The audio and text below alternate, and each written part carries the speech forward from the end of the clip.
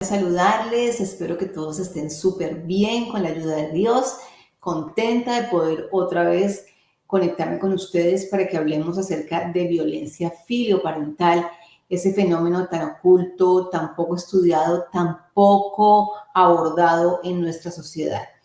Tenemos retos grandes para trabajar en esta área, así de que vamos a profundizar en el conocimiento y entender en este espacio específicamente los factores tanto de riesgo como los factores protectores. Cuando vemos factores de riesgo, los conocemos, podemos ver en nuestro contexto, en nuestra comunidad, si están presentes. Y entonces poder tener estrategias claras para ayudar a que no sigan pasando, abordarlos, trabajarlos. Y de otra parte tenemos los factores protectores que definitivamente nos dan muchísimo campo de acción, podemos trabajar en ellos y generar una dinámica educativa de cambio, de transformación y obviamente de erradicación del fenómeno de la violencia filioparental. Vamos a adentrarnos. Entonces entendemos primero que la violencia filioparental no tiene una sola causa. Es un fenómeno multicausal.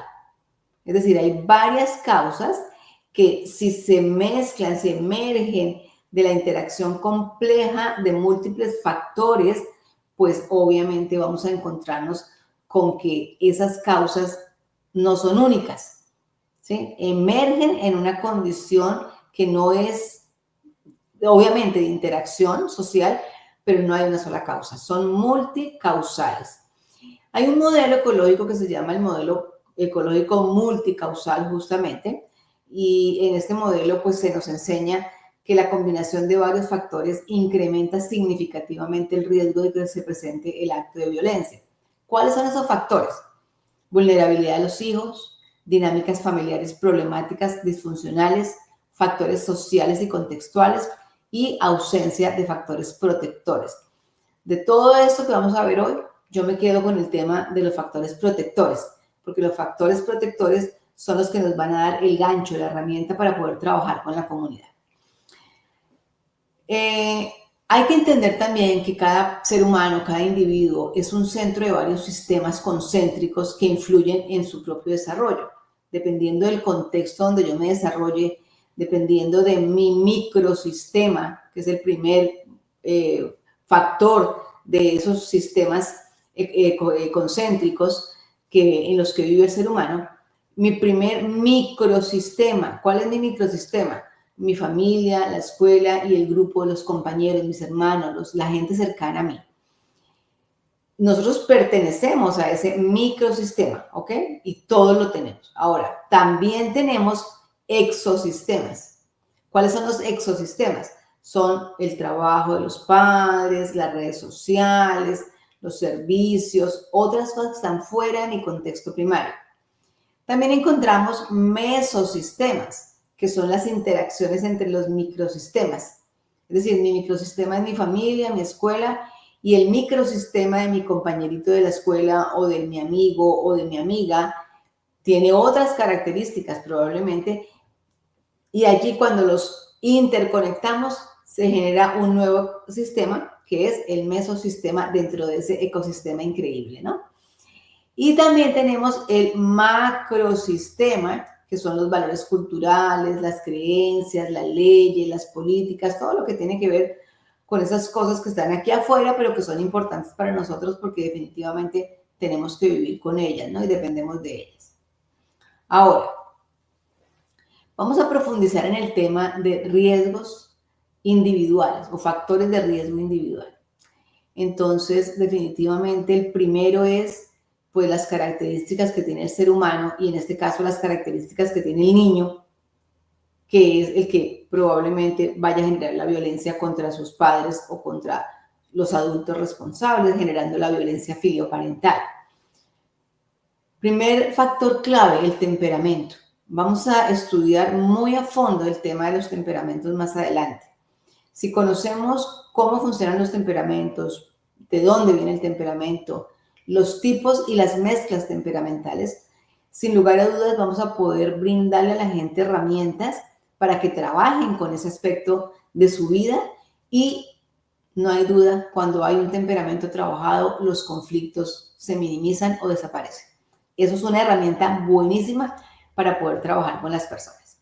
Entonces, a nivel del temperamento, la persona puede ser impulsiva, marcadamente impulsiva, puede tener baja tolerancia a la frustración, puede tener muy baja empatía, puede tener rasgos narcisistas y todo esto tiene que ver justamente con esa dinámica temperamental del ser humano. Cuando se trabaja, empezamos a ver cambios significativos. También otro de los factores de riesgo es la falta de regulación emocional. Otro tema clave que vamos a abordar más adelante. Si las personas supieran que las emociones son el pilar fundamental de la salud mental, pues trabajarlas, gestionarlas, hacer un trabajo importante con ellas sería una prioridad para el ser humano. Pero lamentablemente eso no nos lo han enseñado. ¿Qué significa? Que nosotros tenemos un espacio importante para poderle enseñar a la gente que el manejo de las emociones forma parte de la prevención de la violencia filioparental y de todas las demás violencias. Aquí estaríamos hablando de la lexitimia, que es la imposibilidad de reconocer qué emociones son las que yo vivo, no las reconozco, no las acepto, en consecuencia no las trabajo.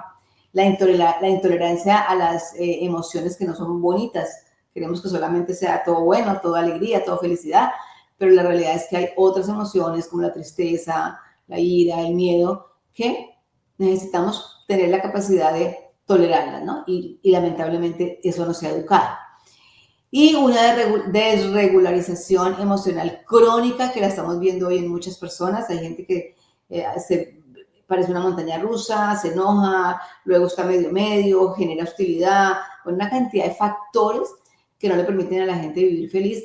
Y los niños están obviamente viendo ese ejemplo y están aprendiendo a que estar sin regulación emocional es normal. Entonces hemos normalizado esta dinámica conductual que afecta tanto y que da origen de forma muy, pero muy fuerte a fenómenos como la violencia filioparental. Trastornos, definitivamente, trastornos de la conducta, trastornos como el TDAH, cuando no es tratado, abuso de sustancias. Ese tipo de trastornos obviamente pueden afectar y son factores de riesgo, ¿no? Si un niño tiene TDAH y no es tratado, pues obviamente puede tener mayor riesgo a caer en actos de violencia. Y también distorsiones cognitivas en el sentido de que los niños crecen con creencias de merecimiento, de autoridad, por ejemplo, ¿no? O sea, yo soy el que mando en esta casa, se hace lo que yo digo, minimizan la responsabilidad que tienen frente a los actos de su cotidianidad y suelen ser muy hostiles. Negatividad a todo momento es un factor que contribuye significativamente para la prevalencia de la violencia filioparental. Otros riesgos, los riesgos familiares. Entonces tenemos estilos parentales que son completamente inadecuados. Esos papás que vemos que son permisivos, que son autoritarios, negligentes, inconsistentes, que no tienen normas claras, que no tienen modelos de autoridad adecuados, no manejan la norma disciplinaria, no ponen límites, ¿no? Esa parte es un factor que aumenta el riesgo. Si los papás trabajan, es otra área que podemos trabajar, ¿no? Si los papás trabajan en colocar límites, mantener normas claras, no ser permisivos, ser consistentes, el papá y la mamá, estar en concordancia con la normatividad, pues esos son factores de prevención, ¿no? De esta violencia filioparental. Comunicación violenta es el otro factor familiar, ¿sí? Problemática, si la familia se expresa con violencia, si tienen una comunicación evitativa porque no se hablan durante una semana los papás, si no tienen la capacidad de validar emocionalmente los sentimientos de la otra persona, pues sin lugar a dudas vamos a estar creando ese ambiente propicio, ¿no? Para que se cultive esta tendencia a la violencia filioparental. Salud mental parental es el otro aspecto que tiene que ver con los factores de riesgo de la familia. Si los papás padecen depresión, si padecen ansiedad, si tienen algún tipo de adicción. Obviamente el niño está creciendo en ese contexto, eso hace que no haya una conexión adecuada con los padres, hace que no haya buena comunicación, todos los factores que hablamos anteriormente, y obviamente es otro cultivo para la violencia filoparental. Ausencia de límites, ya lo dije definitivamente, si no hay límites no hay consecuencias, si no hay límites no hay un pare, un detente. Tú llegas hasta aquí, yo llego hasta tal lugar. De allí no puedes pasar, no te puedes sobrepasar. Si los niños no tienen esos límites, pues obviamente hacen lo que quieren y es otro de los factores importantes para la violencia.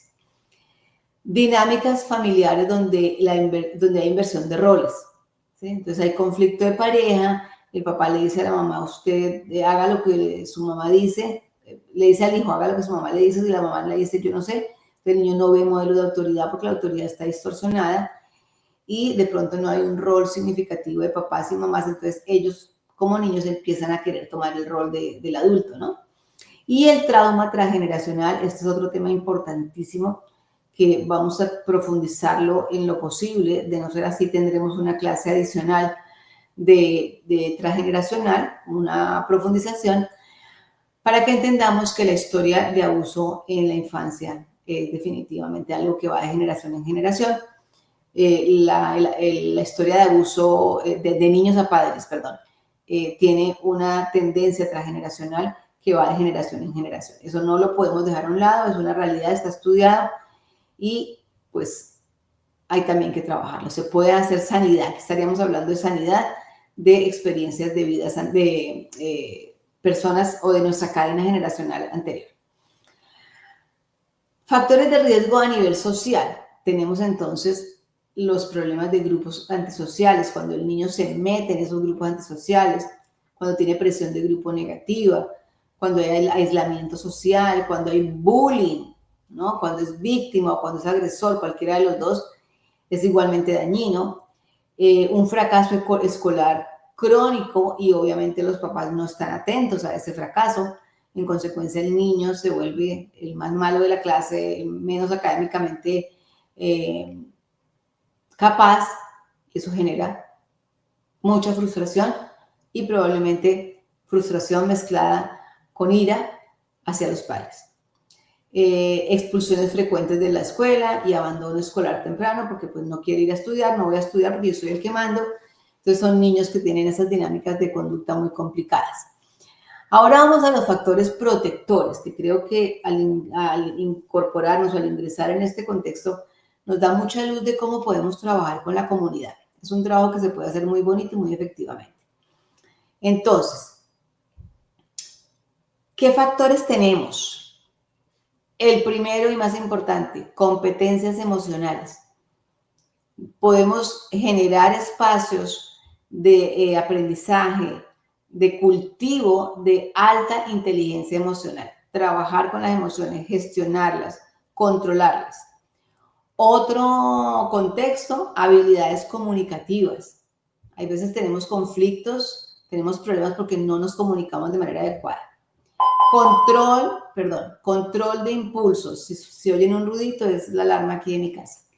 Control de impulsos y tolerancia a la frustración. A enseñarle a los papás que puedan enseñarle a sus hijos a que toleren la frustración. ¿Qué otro aspecto podemos trabajar? La resolución de los conflictos. Entonces, enseñarle a los papás a enseñarle a sus hijos a que tengan soluciones alternativas interesantes. Todo conflicto puede ser solucionado y hay muchos conflictos que no son conflictos, que entramos a verlos y a tratarlos como conflictos, pero que realmente no vale la pena, no son conflictos. Enseñar esa diferencia, ¿no? Hay cosas que son tonterías, que no vale la pena meterlas en el marco del conflicto porque las podemos pasar. Negociar y llegar a acuerdos, esa parte es muy importante, ¿no? Enseñarle a los niños a tener características flexivas de temperamento, alta capacidad empática, autoestima saludable. Otro tema clave que se puede trabajar es el tema de la autoestima. Hoy en día vivimos en una sociedad con dos características que si tuviéramos una máquina para medirlo, saldríamos sorprendidos. Si tuviéramos una máquina, la doctora Marian Rojas Estapé dice, si tuviéramos una máquina de medir inflamación y la pusiéramos en la calle, se explotaría porque todo el mundo está inflamado, ¿no? Y yo complemento ese concepto con la parte emocional. Si tuviéramos una máquina para medir la autoestima de las personas, probablemente también se explotaría porque hay muchísima gente que tiene niveles de autoestima muy bajitos y no trabajan en ellos. Es otra línea en la que podemos entrar a trabajar. Obviamente, dar sugerencias para actividades académicas de manera apropiada, rendimiento escolar académico adecuado y que la gente tenga un sentido de propósito, un ikigai, que la gente pueda realmente sentirse verdaderamente útil, que los niños desde pequeños puedan tener ese sentido de propósito que nos puede ayudar a prevenir tantos problemas, entre ellos la violencia filioparental. Otros factores es el estilo parental autoritativo, no el autoritario. Y aquí voy a explicarles la diferencia. El estilo autoritario es, usted se baja del carro ya porque yo mando. Ese es un estilo autoritario. O sea, es una persona que dice, se hace esto y punto. El niño dice, se hace esto y punto. Mientras que el estilo autoritativo es el estilo de la comunicación. Te puedes bajar del carro, por favor, necesito que te bajes porque debo limpiar el asiento y me queda más fácil limpiarlo cuando tú no estás en el carro. Son dos modelos completamente diferentes. Al final, el niño se baja, pero se baja con una concepción diferente de la necesidad del padre. Si el padre enseña ese estilo al niño, desde que es pequeño, pues el niño nunca va a tomar el modelo de autoritario, sino que va a tomar el modelo autoritativo, que es un modelo de comunicación, de encuentro en la mitad, de resolución de conflictos, de acuerdos, ¿no? De límites, de todo esto. Este estilo parental autoritativo nos da apego seguro, confianza, disponibilidad emocional de los papás o de las personas que integran la familia, límites claros, normas consistentes, ¿no? Salud mental adecuada, ¿sí? Autorregulación emocional, comunicación saludable, abierta, bidireccional, asertiva, validación emocional, monitoreo sin intrusión, tiempo de calidad en familia, red de apoyo social, la familia extendida, amistades, comunidad, etc. Es bien interesante ver que tenemos muchos aspectos, ¿no? Muchos factores con los cuales podemos trabajar y que va a darle a las personas de la comunidad, de las iglesias, de los grupos de mujeres, donde estemos trabajando. Podemos ser una influencia muy, muy bonita en cualquier lugar donde nos encontremos, sin lugar a dudas. Si tomamos alguno de estos tópicos que son factores protectores y nos podemos convertir entonces en promotores de prevención de violencia filioparental. Trabajar con los factores protectores para que entonces los factores de riesgo bajen en intensidad, se empiecen a desplazar y que nuestro cerebro empiece a codificar que los factores protectores me traen más beneficios que los factores de riesgo. Entonces empezamos a educar, ¿no? Y a hacer un cambio de paradigmas, un cambio de esos modelos conductuales que llevan a la gente a la violencia. Y en este caso, que lleva a los niños a ser violentos. Entonces, ahí vemos, por ejemplo, en algún programa, un show de televisión he visto que hay papás que literalmente no tienen la capacidad de regular a los hijos de 1 año, de 2 años. Lloran inclusive porque los niños les pegan, los patean y los papás no tienen esa capacidad. Entonces piden la intervención de un experto en educación infantil y el experto sienta al niño y el niño, aunque llore, el niño queda sentado hasta que logre empezar a autorregularse.